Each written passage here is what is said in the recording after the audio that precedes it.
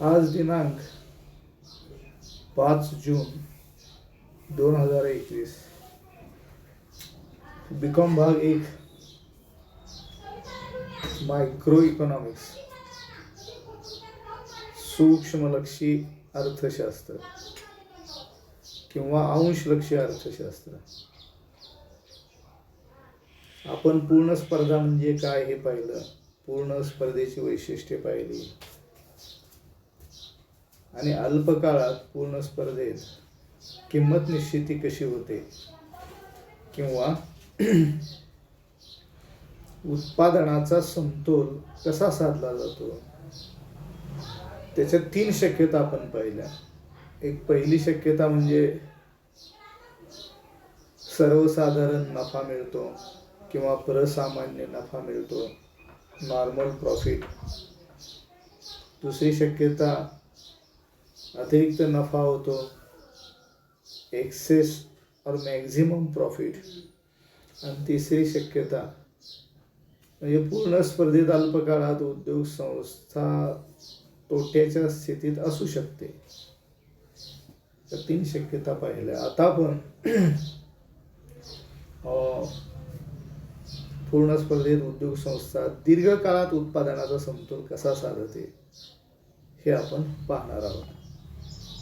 अर्थात यापूर्वी आपण पाहिलंच पूर्ण स्पर्धा म्हणजे काय, पूर्ण स्पर्धेची वैशिष्ट्ये ही आपण पाहिली.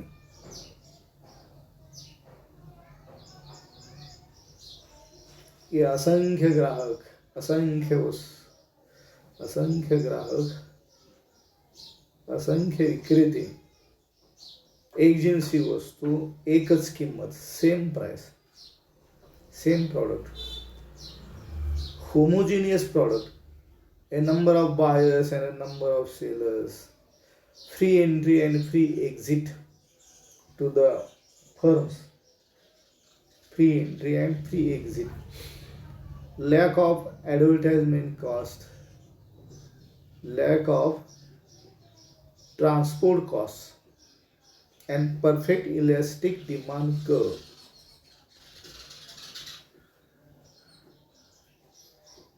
And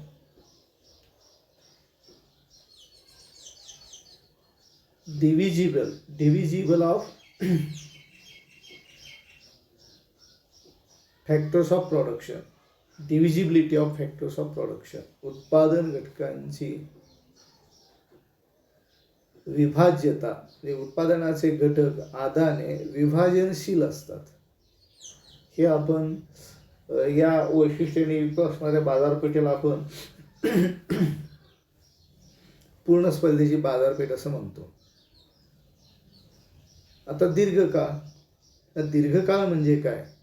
equilibrium of a firm under perfect competition in the long run. दीर्घकाळात उत्पादनाचे सर्वच घटक बदलते असतात.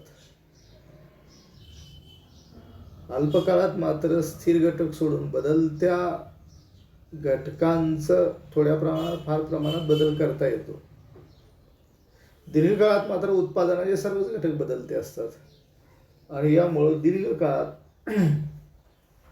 किंमत निश्चितीमध्ये मागणी आणि पुरवठा या दोन्हींचा तेवढाच प्रभाव पडतो. दीर्घकाळात उद्योग संस्थेला प्रसामान्य नफा मिळतो, नॉर्मल प्रॉफिट मिळतो.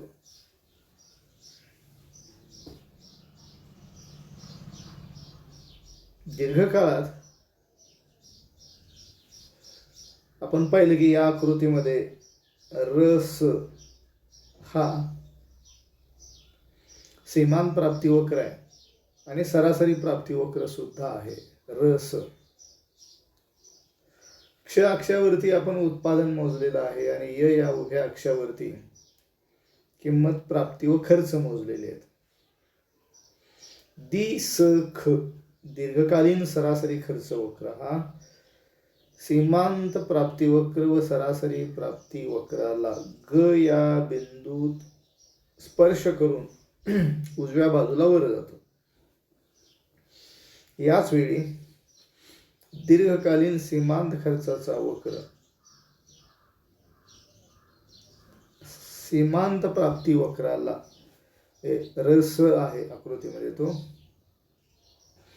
रस या सीमांत प्राप्ती वक्राला दी सी ख हा दीर्घकालीन सीमांत खर्चाचा वक्र ग या बिंदूत खालून वर छेदतो.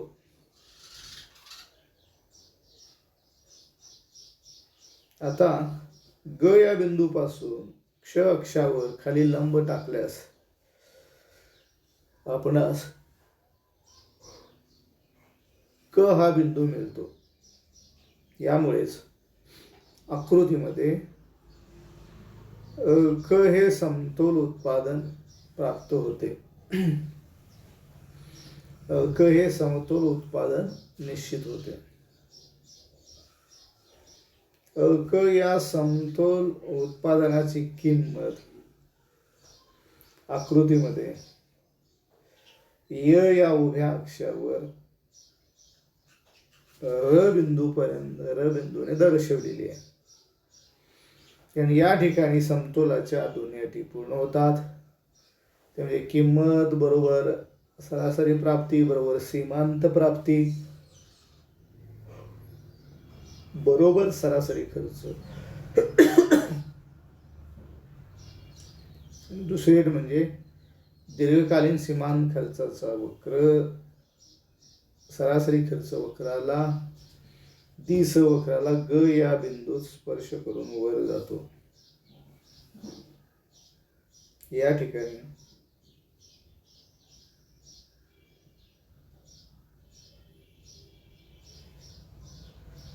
सीमांत प्राप्ती व सीमांत खर्च एकच आहे आणि तो ग या बिंदूने दर्शवलेला आहे. त्यामुळे उद्योग संस्थेला दीर्घकाळात ना नफा ना तोटा किंवा प्रसामान्य नफा मिळतो.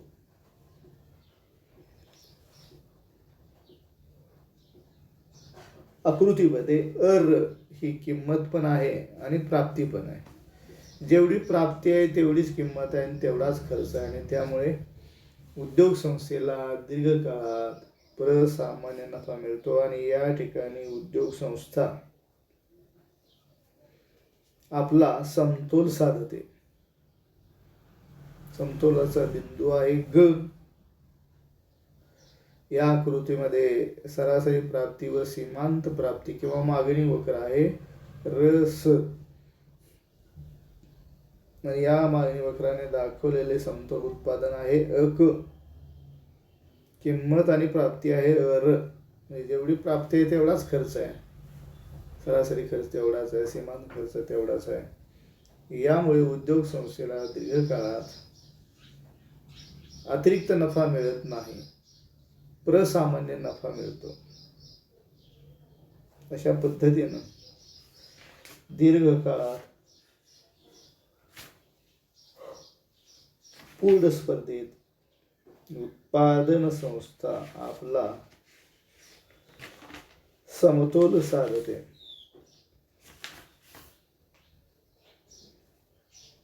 आता यानंतर आपण उपभोक्त्याचे संतोषाधिक्य ही संकल्पना पाहणार आहोत. उपभोक्त्याचे संतोषाधिक्य.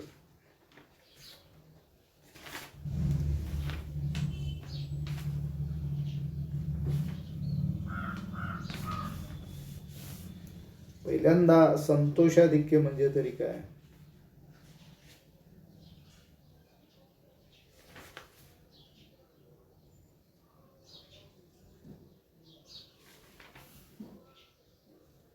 लाभाधिक्य म्हणजे काय?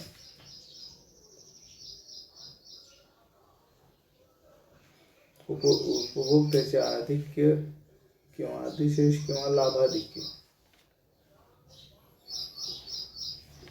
आपल्याला या ठिकाणी उपभोक्त्याचे संतोषाधिक्य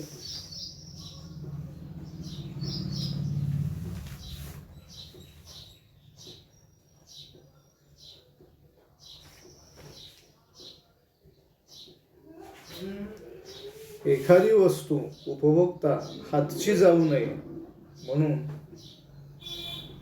त्या वस्तूच्या खरेदीसाठी देण्यास तयार असलेली किंमत आणि प्रत्यक्षात देतो ती किंमत या दोहोतील अंतर म्हणजे उपभोक्त्याचे संतोषाधिक्य होय. दीर्घकाळात उपभोक्ता एखाद्या वस्तूसाठी देण्यास तयार असलेली किंमत आणि प्रत्यक्षात देतो ती किंमत या दोहोतील अंतर म्हणजे उपभोक्त्याचे संतोषाधिक्य होय, लाभाधिक्य होय. कारण आता उदाहरणार्थ मीठ ही वस्तू आहे, तर मीठ या जीवनात आणि जेवणात मिठाचे स्थान अत्यंत महत्वाचे आहे.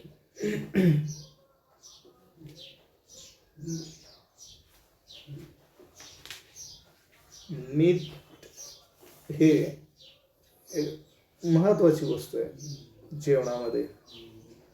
अर्थात मिठाची किंमत कमी आहे, 10 रुपये 12 रुपये किलोग्रॅम अशी मिठाची किंमत आहे. प्रत्यक्षात ग्राहक मार्केटमध्ये मिठासाठी 40-50 रुपये किलो एवढे पैसे सुद्धा देऊ शकतो, तयार असतो द्यायला.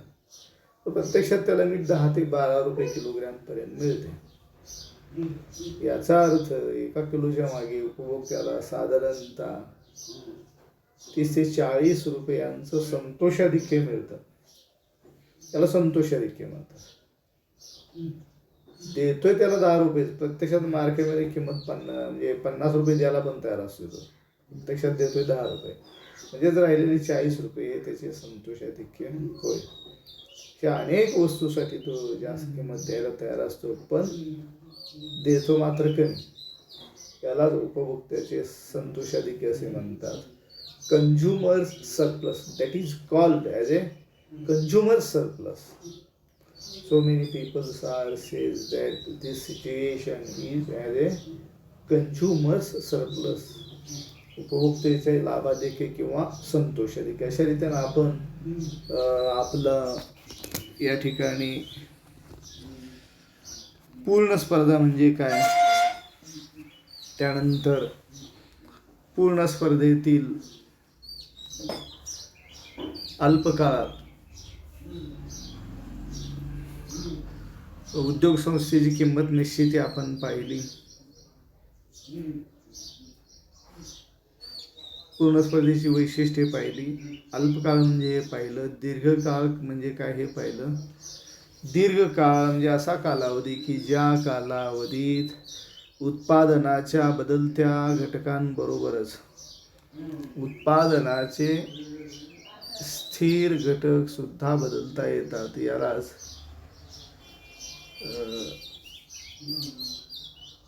दीर्घकाळ असे म्हणतात. म्हणजे दीर्घकाळ हा एवढा मोठा कालावधी असतो की या कालावधीत उत्पादनाचे स्थिर घटक सुद्धा बदलता येतात. आणि म्हणून मग दीर्घकाळात उद्योग संस्था आपला समतोल या पद्धतीनं साधते. इथं ग हा समतोल बिंदू आहे. या ठिकाणी सरासरी प्राप्ती, सीमांत प्राप्ती, सरासरी खर्च, सीमांत खर्च हे दोन्ही समान आहेत आणि त्यामुळेच प्राप्ती एवढाच खर्च आहे, तेव्हा किंमत ही किंमत या ठिकाणी निश्चित होते. ही समतोल किंमत आहे आणि दीर्घकालीन किंमत आहे. आपणास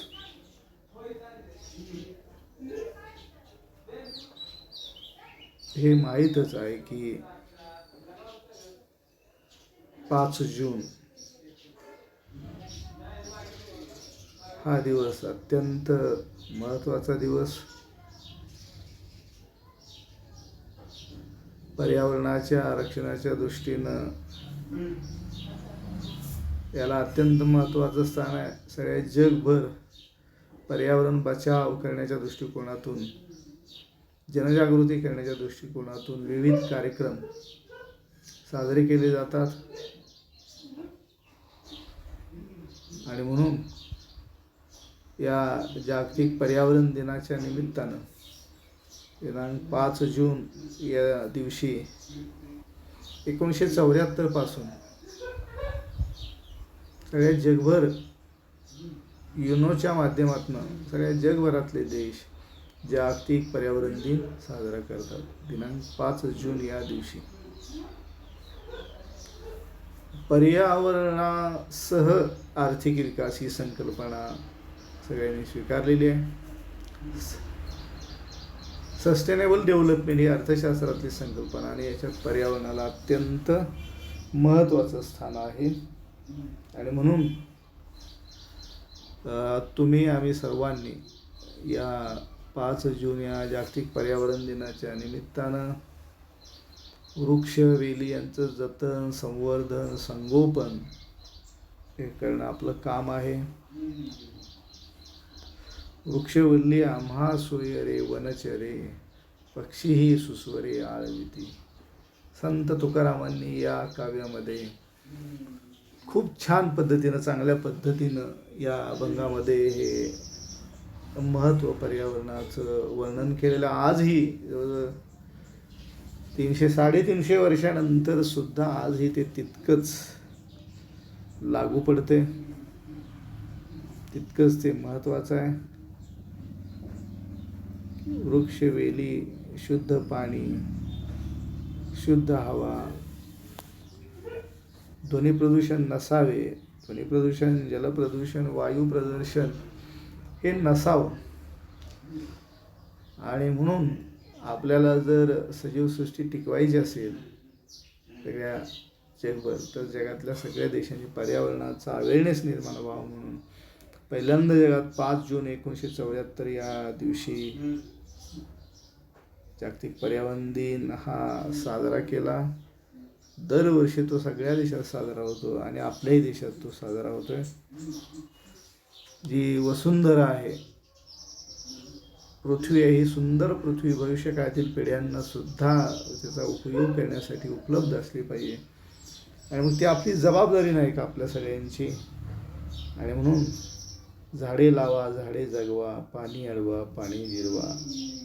पर्यावरणाचं एक उत्कृष्ट अशा प्रकारे संवर्धन, जतन, त्याचे नियम जे आहेत ते सगळे आपण सर्वांनी पाळण्याची प्रतिज्ञा करूया. प्रत्येकाने हे जर ठरवलं तर हे मोठं काम निश्चितपणे होऊन जाईल.